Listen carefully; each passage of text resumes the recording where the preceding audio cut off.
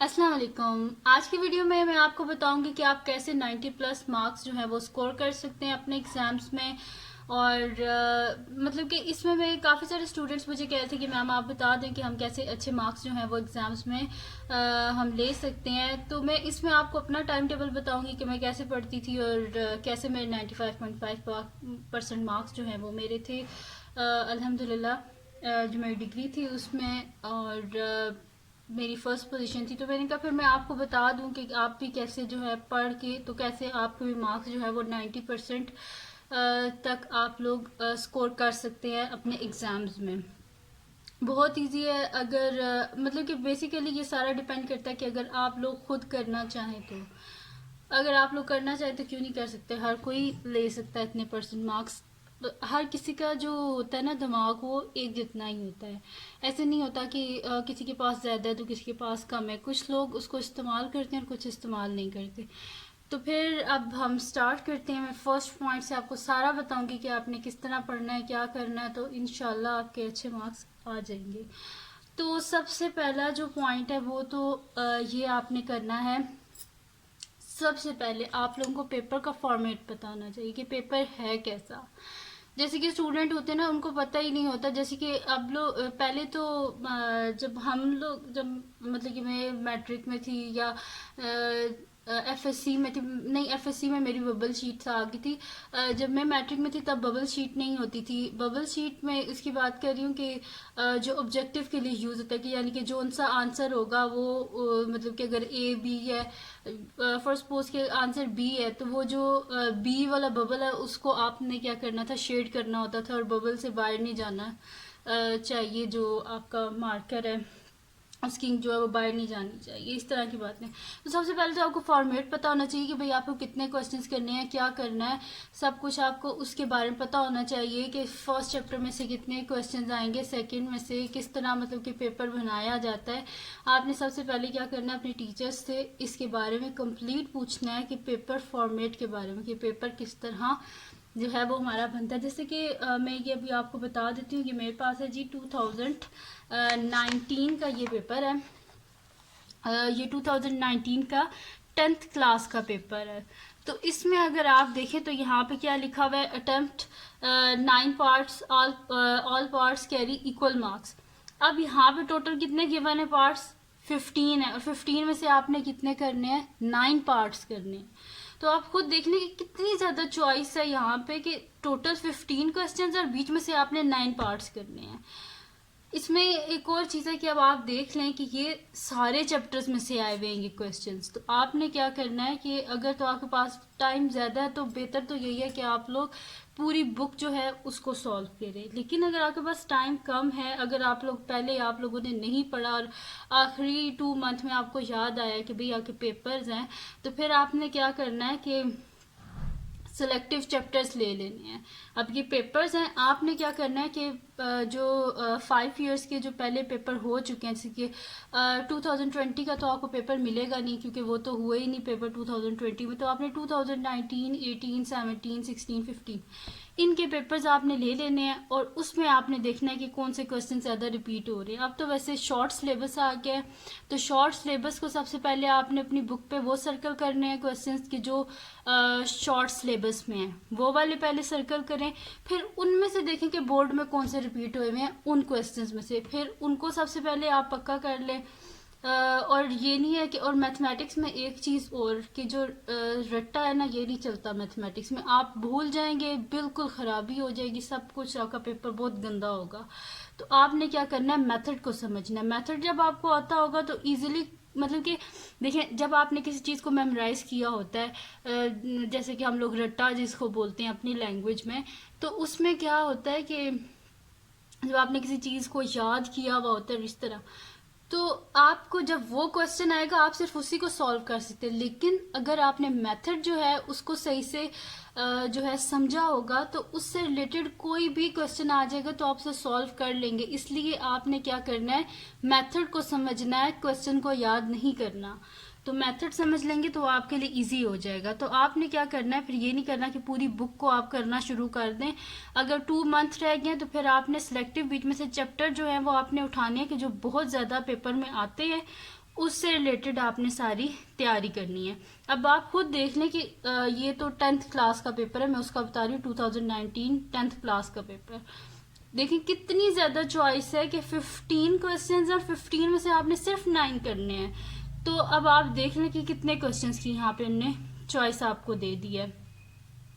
तो ये आपने कर लेना है। फिर उसके बाद आप देख लें कि यहाँ पे आगे हमारे पास है इसका सी पार्ट है, सेक्शन सी।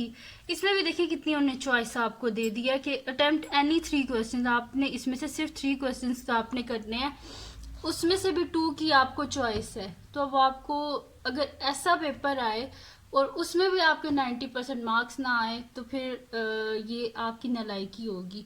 आपने क्या करना है कि बहुत अच्छे से तैयारी करनी है, कुछ चैप्टर्स उठा लें जो बार बार रिपीट हो रहे हैं और उनकी अच्छी सी तैयारी कर लें। चॉइस तो बहुत ज़्यादा बोर्ड में होती है। और अगर आप चाहते हैं कि ये पेपर 2019, 18, 17, 15 का ये मैं आपको सॉल्व कर दूं तो मुझे कमेंट सेक्शन में बता दीजिएगा। तो मैं एक काम करूंगी कि ये जो है ना आधे आधे घंटे की वीडियोस बना के ना तो ये मैं सारे पेपर्स ये सॉल्व कर दूंगी। बहुत ईजी है, कोई मुश्किल नहीं है। सेक्शन सी की सबसे आसान बात ये है कि आपने क्या करना है कि जो पुराने 5 इयर्स के आपने पेपर्स उठाने हैं उसमें जो थ्योरम्स बार बार रिपीट हो रही है ना, बस आपने वो कर लेने हैं थ्योरम। तो इनशाला उसमें से जो है ना वो थ्योरम आ जाएंगे तो आप उनको कर लेंगे। बाकी ज्योमेट्री के भी क्वेश्चंस इतने मुश्किल नहीं होते। अब हम चलते हैं जी सेकंड पार्ट की तरफ के मतलब कि फर्स्ट तो मैंने आपको बता दी कि आपको पेपर फॉर्मेट का पता होना चाहिए कि पेपर कैसा आता है।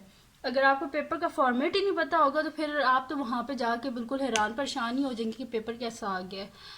उसके बाद नेक्स्ट है जी, ये मैं खाली मैथ के पेपर के लिए नहीं बोल रही, मैं सारे पेपर्स के लिए बोल रही हूँ कि आपने फॉर्मेट सबसे पहले देखना है और पास्ट पेपर्स को लाजमी देखा करें क्योंकि क्वेश्चन रिपीट हो जाते हैं।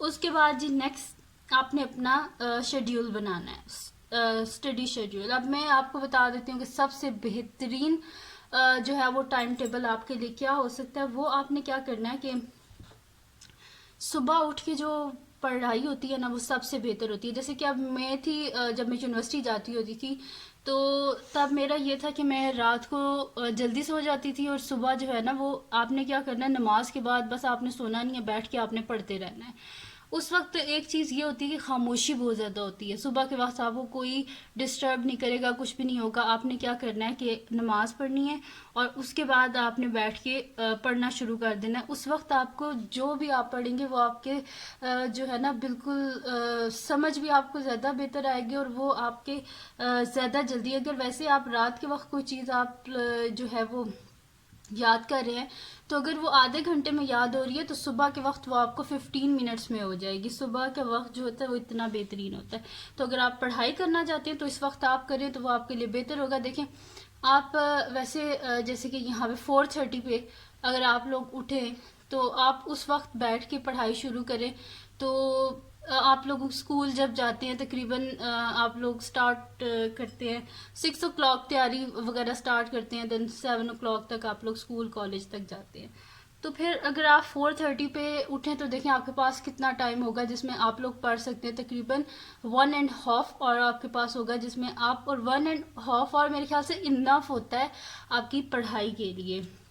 तो सबसे पहले जी आपने स्केड्यूल बनाना है और सुबह के मेरे ख्याल से सुबह का जो टाइम होता है वो बेहतर होता है। लेकिन आप अपना अगर कुछ और रात का टाइम आपको ज़्यादा सूटेबल लगता है तो वो बेहतर है। लेकिन रात के वक्त अगर आप नींद पूरी कर लें तो वो ज़्यादा बेहतर है।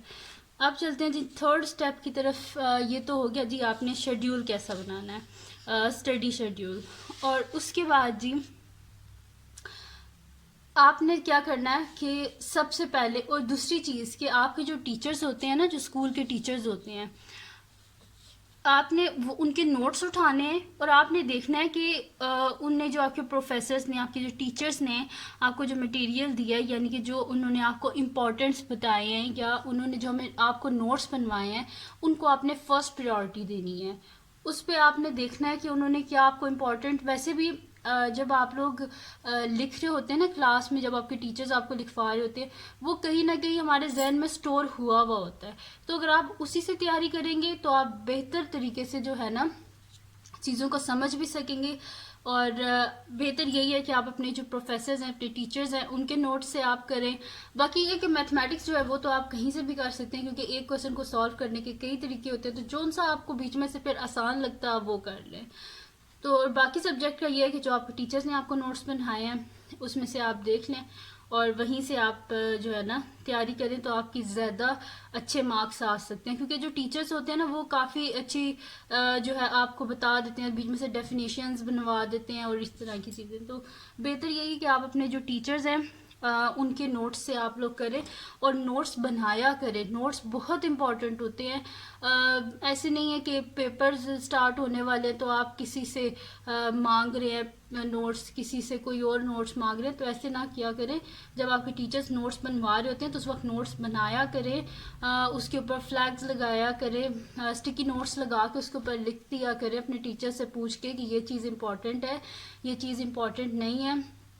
मैं अगर आपको अपने रजिस्टर्स दिखाऊँ ना, जो मेरी जब मैं पढ़ रही थी तो उसमें ना ये साइड पे इतने ज़्यादा मैंने बॉक्सेस बनाए हुए होते थे, जो जो टीचर्स बोल रहे होते थे ना कि ये चीज़ ऐसे है, इससे रिलेट करती है, ये होती है, वो होती है। मैं तो रजिस्टर पे साइड पे पूरे पूरे ऐसे ना बॉक्सेस बने होते थे कि ये इधर यूज़ होता है, ये होता है, वो होता है। तो आपने भी ऐसे थोड़ा इंटरेस्ट लेके थोड़ा जब आप पढ़ेंगे तो आपको ज़्यादा बेहतर समझ आएगा। और जो टीचर्स के नोट्स होते हैं ना ये बहुत अच्छे होते हैं, और आप जो है ना वो सालों साल इनको बनाया करें। और अगर आप खुद नहीं बना रहे तो अपने जो क्लास का जो लाइक स्टूडेंट है ना, तो आपने क्या करना है, उसकी नोटबुक लेके तो आपने वो कॉपी करा लेनी है। कॉपी नहीं, आजकल तो वैसे भी आप मोबाइल से पिक्चर्स ले लें और फिर देख लें कि क्या इंपॉर्टेंट है, वो सारा आप कर लें। उसके बाद जी नेक्स्ट स्टेप है जी जो बहुत इम्पोर्टेंट है, वो ये है कि जो ब्रेकफास्ट होता है ना, यानी कि जो सुबह का नाश्ता होता है, ये बहुत इम्पोर्टेंट होता है।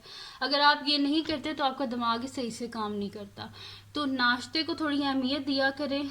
बाकी दिन का जो खाना होता है वो भी ज़रूरी होता है, लेकिन सुबह का जो नाश्ता है वो बहुत इम्पोर्टेंट है। अगर आप पढ़ने वाले स्टूडेंट्स हैं तो सुबह का जो नाश्ता होता है ना, इसको सही तरीके से किया करें। और ये आपको जो दिमाग है ना ये ज़्यादा बेहतर तरीके से काम करता है अगर आप सुबह का नाश्ता जो है वो अच्छे तरीके से करते हैं। तो उसके बाद नेक्स्ट है जी get a good night sleep. आपने क्या करना है कि रात की जो नींद है ना वो बहुत इंपॉर्टेंट होती है। अगर आप जो है ना, जाहिर सी बात है पूरा दिन दिमाग इस्तेमाल करते रहते हैं, उस दिमाग को भी तो थोड़ी सी रेस्ट की ज़रूरत होती है। तो अगर आप पढ़ाई करने वाले स्टूडेंट हैं तो आपके लिए बहुत ज़रूरी है कि आपने रात के वक्त सोना है। रात के वक्त भी देखें, अगर आप सुबह उठ के, जैसा मैंने आपको बताया कि आपने 4:30 पे उठ के आपने पढ़ना है, मुझे यकीन है मेरे काफ़ी सारे स्टूडेंट्स मेरी बात पे अमल करेंगे कि वो सुबह उठ के पढ़ेंगे। लेकिन अगर आप सुबह उठ रहे हैं 4:30 पे, रात को आप सो रहे हैं 12 o'clock, तो फिर आपकी नींद तो पूरी नहीं होगी। फिर बेशक आप 4:30 पे उठें, आपका दिमाग कोई काम नहीं करेगा। इसलिए बेहतर ये है कि आप रात को जल्दी सो जाएं और सुबह जल्दी उठें, तो आपके लिए बेहतर होगा। अगर आप पढ़ाई करने वाले स्टूडेंट तो सुबह आपका, फिर रात को अगर आप अच्छी सी नींद लेंगे तभी सुबह आप जब उठेंगे तो आपका दिमाग काम करेगा। वरना ऐसे नहीं कि रात को 12 बजे सो के सुबह जो है आप उठें जो है 4:30 बजे, तो आप कहेंगे भाई मैम ने तो कहा था कि इस वक्त ज़्यादा अच्छा जो है वो याद होता है, तो मुझे तो कुछ दिमाग ही नहीं काम कर रहा, सर में भी दर्द हो रहा है। तो सर में तो दर्द होगा कि अगर आप रात को भी नहीं सोए और सुबह जो है वो आप इतने जल्दी उठ के करेंगे तो आपका ना दिमाग काम करेगा और सर में दर्द लैदा होगा। इसलिए बेहतर यह है कि रात को आपने जल्दी सोना है, तभी सुबह जल्दी उठ सकेंगे। उसके बाद आपने क्या करना है, अब आते हैं जी पेपर की तरफ। आपने करना है कि सबसे पहले आपने उन क्वेश्चंस का आंसर करना है जो आपको सबसे बेस्ट आंसर जिनके आते हैं। अब वैसे तो कह रहे थे कि पता नहीं इस साल से ये इम्प्लीमेंट होगा कि नहीं होगा। जैसे कि ये मैं भी मैट्रिक की और एफएससी की बात कर रही हूँ कि अब ये कह रहे थे कि आप लोगों को भी आंसर शीट्स जो है ना वो मिलेंगी, जिसके बीच में नीचे ना आप लोगों को 3-3 जो है वो मतलब कि गैप दिया होगा कि उसी गैप के बीच में आपने जो है ना उस क्वेश्चन का आंसर लिखना होगा। लेकिन मुझे लगता नहीं इस साल ये इम्प्लीमेंट होगा। तो इसके लिहाज से अगर आपके पास ये पेपर है, जैसे कि ये मैं बताया था मैट्रिक का 2019 का ये पेपर है, तो अगर ये आपके पास पेपर आया है, ठीक है, इस पेपर में आपने सबसे पहले देखना है कि आपको सबसे अच्छा क्वेश्चन कौन सा आता है। वो वाला क्वेश्चन कि जिसका आंसर भी आपको पता हो कि इसका आंसर ये है। तो सबसे पहले आपने वही क्वेश्चन करना है ताकि जो आपका पेपर जो टीचर चेक कर रहा है उसके ऊपर आपका अच्छा इंप्रेशन पड़े कि भाई इस स्टूडेंट को पेपर सॉल्व करने का तरीका जो है वो पता है। और इसमें सबसे इम्पोर्टेंट बात है वो ये चीज़ होती है कि फॉर सपोज अगर मैं कह रही हूँ कि आप लोगों को इस पेपर में से ये जो क्वेश्चन नंबर 5 है ये सबसे बेहतर आता है, the product of two positive consecutive number is 182, find the number. अब क्वेश्चन नंबर 5 अगर आपको सबसे बेहतर आता है तो आपने सबसे ऊपर जहाँ पे क्वेश्चन लिखते हैं आपने सबसे ऊपर एक अच्छी सी यहाँ पे हेडिंग देनी है जिसके ऊपर आपने लिखना है क्वेश्चन नंबर 5। ये नहीं करना कि फिर आप लिख रहे हैं कि पेपर स्टार्ट होने वाला है तो मैं लिखूं क्वेश्चन नंबर 1।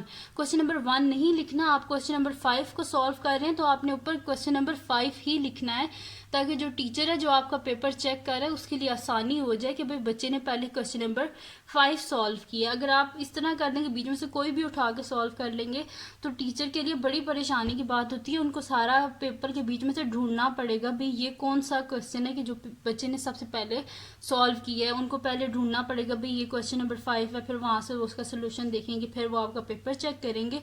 इस तरह जो टीचर होते हैं ना उनको भी गुस्सा आ जाता है कि ये कैसा बच्चा है कि जिसको ये नहीं पता कि जो क्वेश्चन कर रहा है वही ऊपर लिखना है।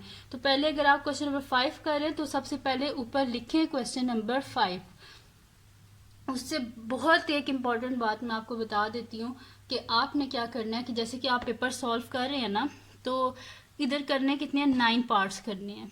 आपने किए हैं टोटल जो है ना 10 पार्ट्स कर लिए हैं और जो आपने सबसे लास्ट में जो क्वेश्चन किया ना जो क्वेश्चन नंबर 10 बन रहा है और आपको लग रहा है कि ये आपने सबसे बेहतर किया है तो बीच में से आपने देखना है जो आप पेपर आपने सॉल्व किया हुआ है बीच में से आपने ढूंढना है वो वाला क्वेश्चन कि जो आपको लगता है कि ये ठीक नहीं है या उस पर आप कंफ्यूज हैं कि ये ठीक है या नहीं है, उसके ऊपर आपने लिख देना है अवर अटेम्प्ट। तो अगर एग्जामिनर अच्छा हुआ तो वो क्या करते हैं कि आपका जो पेपर है ना फिर जो अवर अटेम्प्ट वाला है वो उसको बीच में से नहीं चेक करेंगे, बाकी आपका पेपर वो चेक कर लेंगे। और कुछ तो अच्छे होते हैं वो ये करते हैं कि अवर अटेम्प्ट वाला भी चेक कर लेते हैं।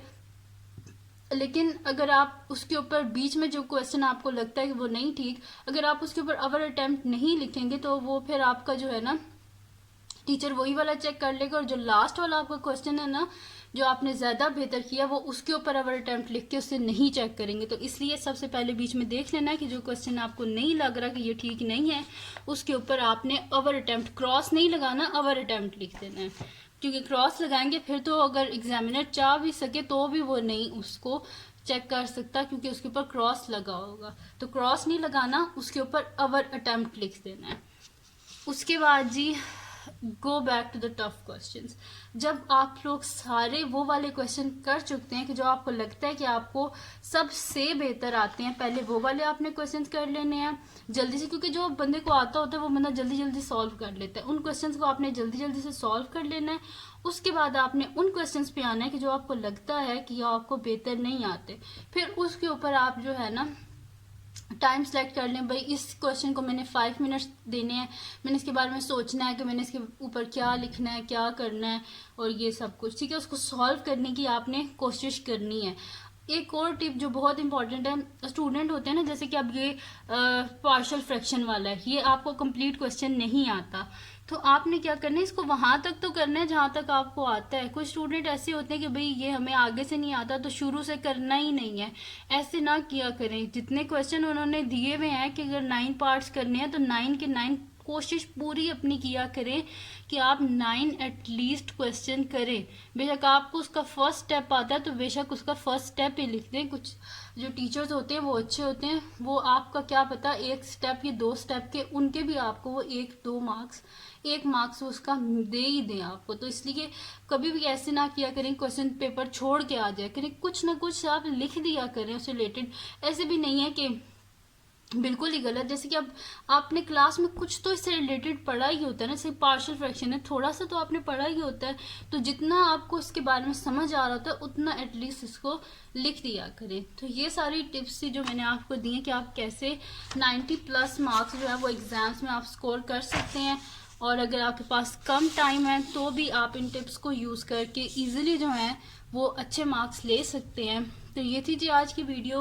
अगर आपको पसंद आई हो तो उसको लाइक कीजिएगा, मेरे चैनल को सब्सक्राइब कीजिएगा और बेल आइकन को लाजमी प्रेस कर दीजिएगा ताकि आपको न्यू आने वाली वीडियोस के बारे में पता चल सके। और अपने फ्रेंड्स के साथ भी इस वीडियो को लाजमी शेयर कीजिएगा ताकि शायद किसी का फ़ायदा हो जाए। तो आप लाजमी इस वीडियो को ज़्यादा से ज़्यादा शेयर कीजिएगा ताकि ज़्यादा से ज़्यादा स्टूडेंट्स को पता चल जाए कि उन्होंने किस तरह पढ़ाई का अपना टाइम टेबल बनाना है और किस तरह उन्हें पढ़ना है। तो ज़्यादा से ज़्यादा आपने इस वीडियो को शेयर करना, अपने सारे फ्रेंड्स के साथ, सारे फैमिली मेम्बर्स के साथ, सबके साथ आपने शेयर करना है। और अपनी दुआओं में मुझे लाजमी याद रखिएगा। और ईद मुबारक आप सबको, अल्लाह पाक खुश और आबाद रखे आप सबको। तो अल्लाह हाफ़िज़।